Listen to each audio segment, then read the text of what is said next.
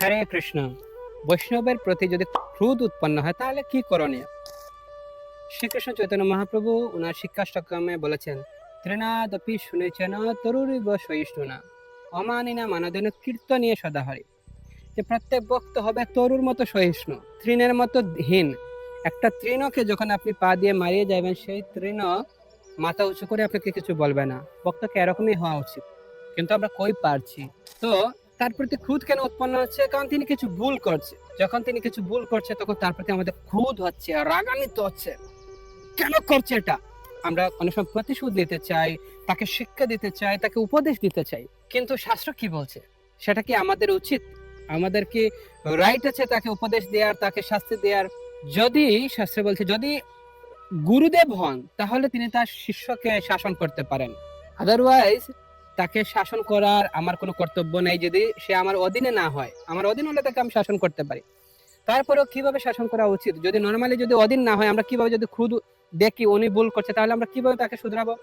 আমরা তার কাছে যেতে পারি, গিয়ে বলতে পারি, প্রভু আমি আপনাকে অনেক সম্মান করি, আপনাকে অনেক ভালোবাসি, তো আমি দেখছি আপনি এটা করছেন, তো এটা কি ঠিক? যে আমি কি এটা আমার জীবনে অ্যাপ্লাই করতে পারি? তো ঠিক যখন আমরা এভাবে তাকে আমরা প্রশ্ন করব, খুব সুললিত ভাবে, বিনম্র ভাবে, তখন সে তার ভুল বুঝতে পারবে এবং সে সেখান থেকে বেরিয়ে আসবে। সে তখন বলবে, না না প্রভু, এটা আসলে আমার ভুল হয়ে গেছে। তাই আমাদের বিনম্রতার সাথে তাকে তার ভুলটা ধরিয়ে দেওয়া উচিত, বুদ্ধিমত্তার সহিত। যদি তাকে আমরা গিয়ে বলি, কেন আপনি এটা করেছেন, তখন স্বাভাবিকভাবে তার আরো ক্রোধ বাড়বে। হ্যাঁ, তখন সেটা একটা প্রতিশোধমূলক আচরণ চলে আসবে। তাই আমাদের উচিত এভাবে তাকে আমাদের সহায়তা করা। তো তখন আমাদের কি করা উচিত? আমাদেরকে নিজে আচরণ করে তাকে এরকম শেখানো উচিত। তাই আমাদের কারো প্রতি এরকম ঈর্ষান্বিত হওয়া উচিত নয়। আমার উদ্দেশ্য হচ্ছে যে তার যে সৎ গুণাবলী আছে সেটা আগে প্রকাশ করা। তো সেই মুহূর্তে আমার এটাও করা কর্তব্য, যখন তার কাছে যাব বা অন্য কেউ আমার কাছে ধরুন বিচার দিলেন যে ওই প্রভুটা এরকম করছে, তখন ওই বক্তার নিকট আমাকে এরকম উপস্থাপন করা উচিত যে, ঠিক আছে তার এই ভুলটা আছে, কিন্তু তার কি কি গুণ আছে এটা একটু বলো।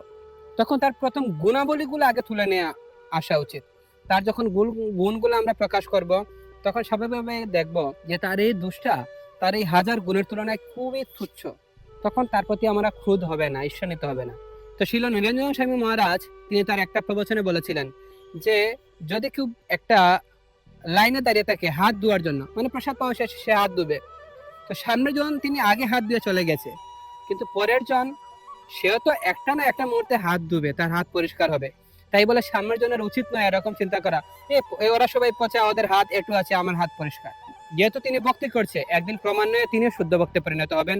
এটা আমাদের সবসময় মনে রাখা উচিত। হরে কৃষ্ণ।